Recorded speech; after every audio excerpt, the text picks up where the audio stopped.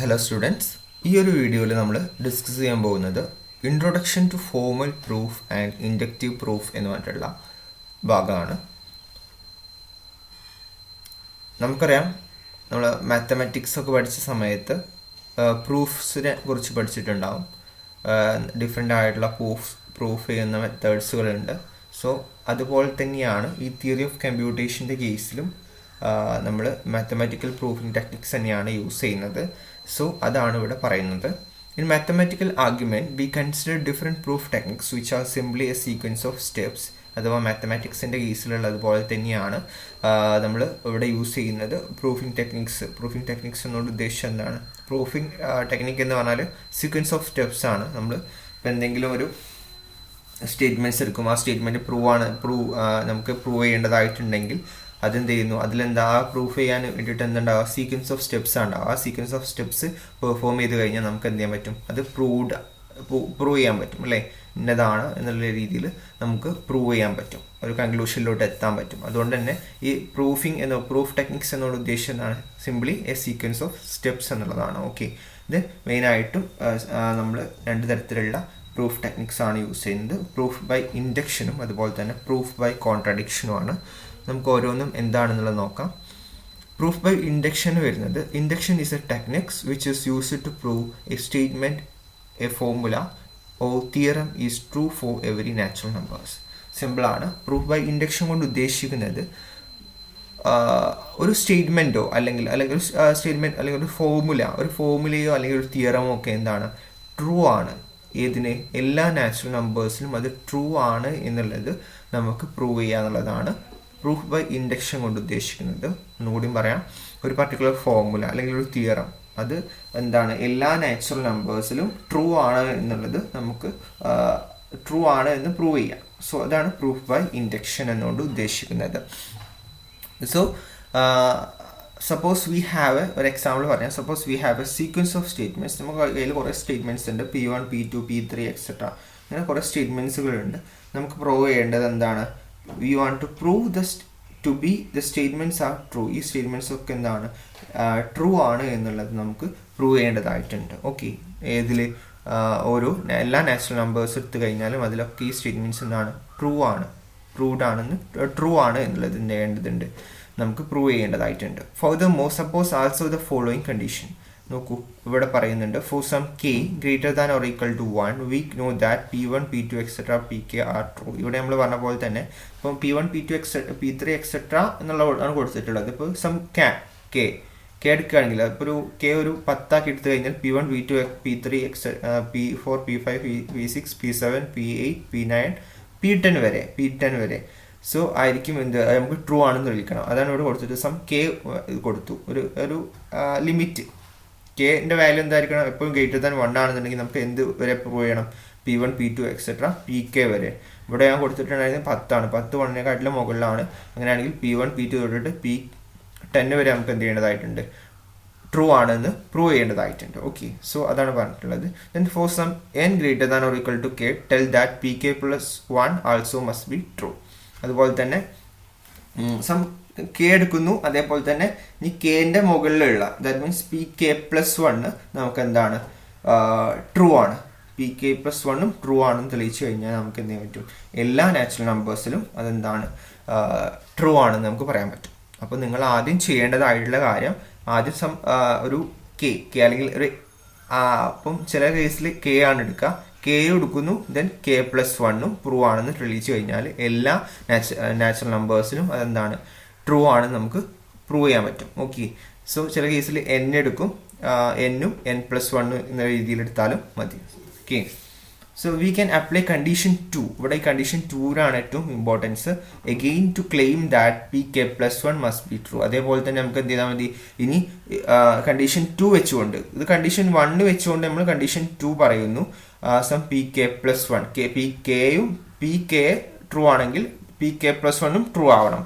Pk plus 1 true ആണെങ്കിൽ Pk plus 2 must ആയിട്ടും true ആണ്. അതാണ് ഇവിടെ പറഞ്ഞു പോകുന്നത്. ഓക്കെ, സോ Pk ട്രൂ ആണെന്നുണ്ടെങ്കിൽ Pk plus 1 ട്രൂ ആണ്. Pk plus 1 ട്രൂ ആണെങ്കിൽ Pk plus 2 ട്രൂ ആണ്. So the starting statement P1, P2 etc. Pk are called the basis of the induction.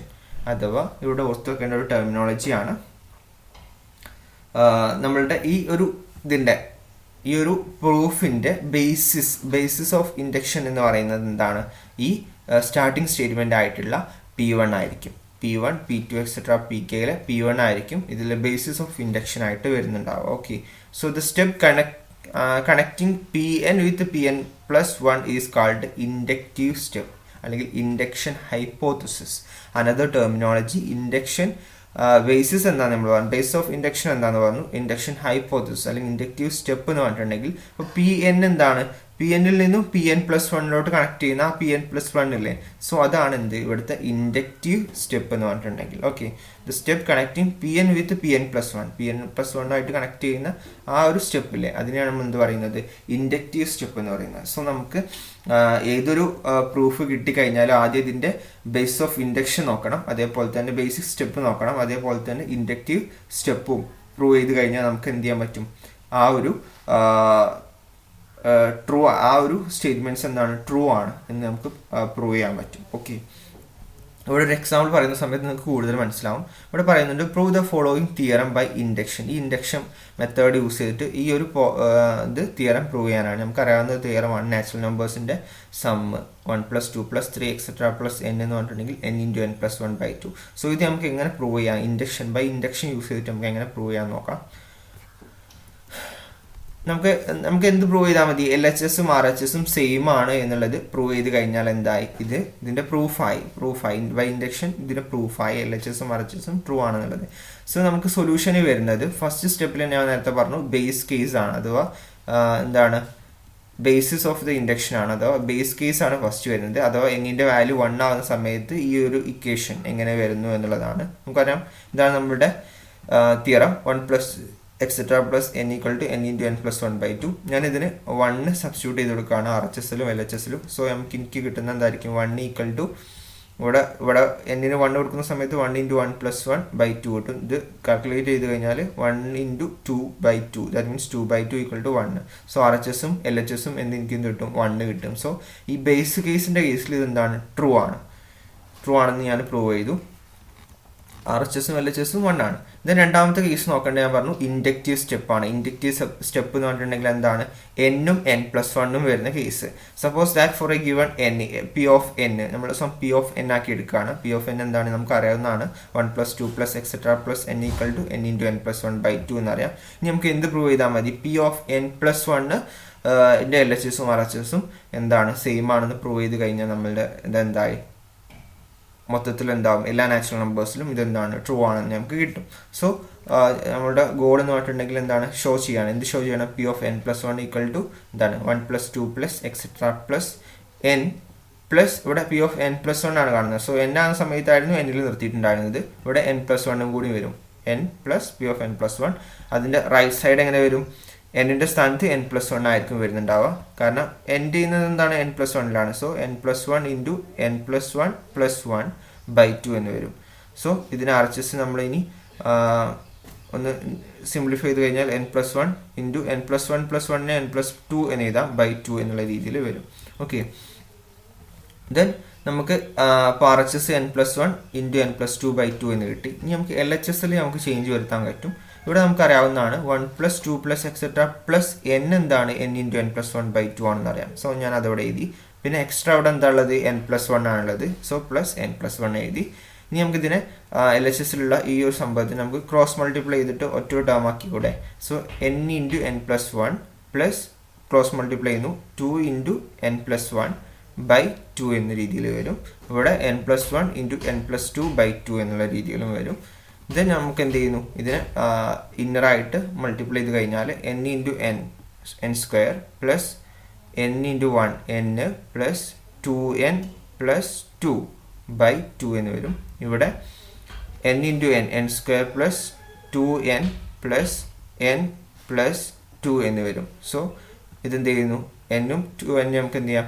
Add ചെയ്യാം. ദാറ്റ് മീൻസ് 3n ആണ്. n² plus 3n plus 2/2 എന്ന് വരും. n² ഇവിടെയും n² plus 3n plus 2/2 എന്ന് വരും. ഇതിന് താഴെയുള്ള 2 നമ്മൾ രണ്ടും കോമൺ ആയിട്ടുള്ളത് കൊണ്ട് ക്യാൻസൽ ചെയ്ത് കഴിഞ്ഞാൽ നമുക്ക് എന്ത് കിട്ടും? n² + 3n+2 രണ്ട് സൈഡിലും ഈക്വൽ ആണെന്ന് കിട്ടി. ദാറ്റ് മീൻസ് LHSും RHSും ഈക്വൽ ആണെന്ന് കിട്ടി. ഏതിൻ്റെ? P(n+1)ൻ്റെ. അതുകൊണ്ട് തന്നെ P(n+1) ഇവിടെ എന്തായി? പ്രൂവ്ഡ് ആയി. സോ ഇങ്ങനെയാണ് നമുക്ക് എന്ത് ചെയ്യാൻ പറ്റുന്നത്? പ്രൂവ് ചെയ്യാൻ പറ്റുന്നത്.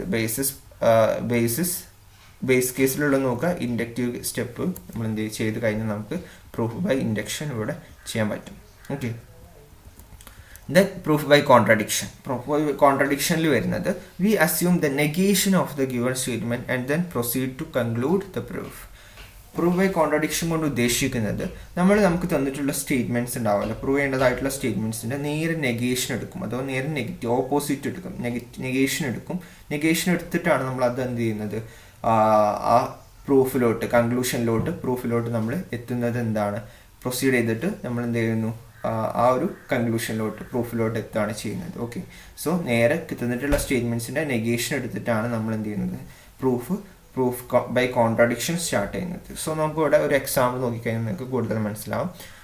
എനിക്കിവിടെ പ്രൂവ് ചെയ്യേണ്ടത് √2 എന്നാണ്, ഇറാഷണൽ ആണ് എന്ന് നമുക്ക് പ്രൂവ് ചെയ്യേണ്ടതായിട്ടുണ്ട്. √2 ഇറാഷണൽ ആണെന്നുള്ളത് ഇവിടെ നോക്കുക. സപ്പോസ് √2, അപ്പോൾ നമുക്ക് എന്ത് ചെയ്യേണ്ടതായിട്ടുണ്ടാവും? പ്രൂഫ് ബൈ കോൺട്രഡിക്ഷൻ വെച്ചിട്ടാണ് നമ്മൾ ചെയ്യുന്നത്. അതുകൊണ്ട് തന്നെ നമുക്ക് നേരെ നെഗേഷൻ എടുക്കേണ്ടതായിട്ടുണ്ട്. അപ്പം ഞാൻ എന്ത് ചെയ്യുന്നു? സപ്പോസ് √2 ഈസ് റാഷണൽ എന്ന് എടുക്കുകയാണ്. നേരെ ഇറാഷണലിൻ്റെ നെഗേഷൻ റാഷണൽ ആണെന്ന് ഞാൻ എടുക്കുകയാണ്.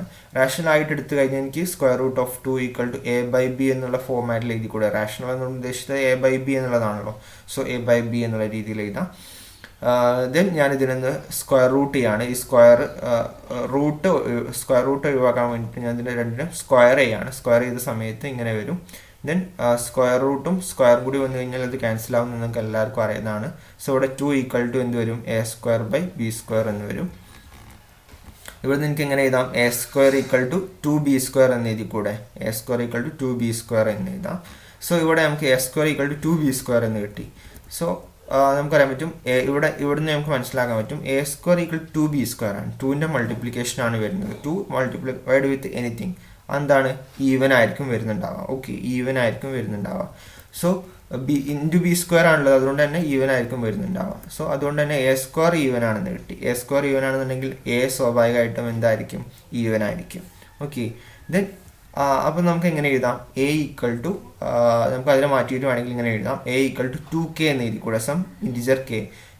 കാരണം എന്താണ്? a ഈവൻ ആണെന്ന് കിട്ടി. a ഈവൻ ആണെന്നുണ്ടെങ്കിൽ നമുക്ക് a = 2k എന്ന് എഴുതി കൂടെ. k ഏത് ഇൻറ്റിജർ വാല്യൂ കൊടുത്തു കഴിഞ്ഞാലും നമുക്ക് ഈവൻ ആണ് കിട്ടുക. സോ a = 2k എന്ന് എഴുതാം. ദെൻ ഞാൻ എനെ എന്ത് ചെയ്യുന്നു? രണ്ട് സൈഡും ഒന്ന് സ്ക്വയർ ചെയ്യാണ്. a² = നമുക്ക് എന്ത് കിട്ടും? 4k² എന്ന് കിട്ടും. സോ ഇവിടെ a²ന് രണ്ട് വാല്യൂസ് കിട്ടി, ഇവിടെ 4k² കിട്ടി. അതുപോലെ തന്നെ ജനറൽ ആയിട്ടുള്ള ഒരു 4k² കിട്ടി. അതുപോലെ തന്നെ നമുക്ക് ഇവിടെ ചെയ്തപ്പം കിട്ടിയിരുന്നത് 2b² ഉണ്ട്, a²ൻ്റെ വാല്യൂ. സോ അത് രണ്ടും ഞാൻ ഇക്വേറ്റ് ചെയ്യാണ്. 2b² = 4k². സോ ഇവിടെ നിന്ന് എനിക്ക് എന്ത് കിട്ടും? b² = 2k². അതോ ഈ 2നെ ഇങ്ങോട്ട് ഡിവൈഡ് ചെയ്ത് കഴിഞ്ഞാൽ അവിടെ എന്താവും? 4/2 ആവും. ദാറ്റ് മീൻസ് 2k² എന്നാവും. b² = 2k² എന്ന് കിട്ടി. അഥവാ b² നേരത്തെ a² = 2b² കിട്ടിയ പോലെ b² = 2k² കിട്ടി. സോ b² എന്താണ്? ഇവിടെ ഈവൻ ആണെന്ന് നമുക്ക് മനസ്സിലാക്കാൻ പറ്റും. നേരത്തെ a² ഈവൻ ആണെന്ന് മനസ്സിലാക്കിയ പോലെ. കാരണം എന്താണ്? 2 × some k² ആണ് ഇവിടെ വരുന്നത്. അതുകൊണ്ട് തന്നെ b² ഈവൻ ആണെന്ന് നമുക്ക് മനസ്സിലാക്കാൻ പറ്റും. അതുകൊണ്ട് തന്നെ b ഈവൻ ആണെന്ന് നമുക്ക് കിട്ടും. Since a and b are both even, രണ്ടും ഈവൻ ആയതുകൊണ്ട് എന്തുകൊണ്ടാണ് രണ്ടും ഈവൻ ആണെന്ന് പറയാനുള്ള കാരണം? എയും ബിയും എന്താണ്? Have a common factor of 2 ആണ്. എക്കും ബിക്കും എന്താണ്? Sum common factor of 2. 2നോട് മൾട്ടിപ്ലിക്കേഷൻ ആണ് വരുന്നത് അല്ലേ? So which means it is reducible. നമുക്ക് 2 കോമൺ ഫാക്ടർ ഓഫ് 2 a² വരുന്നുണ്ട്, അല്ലെങ്കിൽ എയിലും വരുന്നുണ്ട്, ബിയിലും വരുന്നുണ്ട്. സോ അതുകൊണ്ട് തന്നെ എന്താണ്? അത് റെഡ്യൂസബിൾ ആണ്. നമുക്ക് ഡിവൈഡ് ചെയ്തുകൊണ്ട് നമുക്ക് എന്ത് ചെയ്യാൻ പറ്റും? റെഡ്യൂസ് ചെയ്യാൻ പറ്റും. റെഡ്യൂസബിൾ ആണ്. റെഡ്യൂസബിൾ ആയിട്ടുള്ള ഒരു സംഭവം എന്ത് വരുള്ളൂ? റാഷണൽ നമ്പർ ആയിട്ട് വരുമോ? ഇല്ല. റെഡ്യൂസബിൾ ആയിട്ടുള്ള സംഭവം റാഷണൽ നമ്പർ ആയിട്ട് വരില്ലല്ലോ. എന്ത് ചെയ്യുന്നു? ഇറാഷണൽ നമ്പർ ആയിട്ടേ വരുള്ളൂ. സോ ഡിവൈഡ് ചെയ്യാൻ പറ്റുന്നുണ്ടെങ്കിൽ a/b എന്നുള്ള ഫോർമാറ്റിൽ എഴുതാൻ പറ്റുമോ? ഇല്ല. സോ റെഡ്യൂസബിൾ ആണിത്. That is contradiction. നമുക്കറിയാം നമ്മൾ കോൺട്രഡിക്ഷൻ എടുത്തത്, അതുകൊണ്ട് തന്നെ ഇറ്റ് ഈസ് നോട്ട് റാഷണൽ അല്ല എന്ന് നമുക്ക് പറയാൻ പറ്റും. So we can prove √2 is irrational.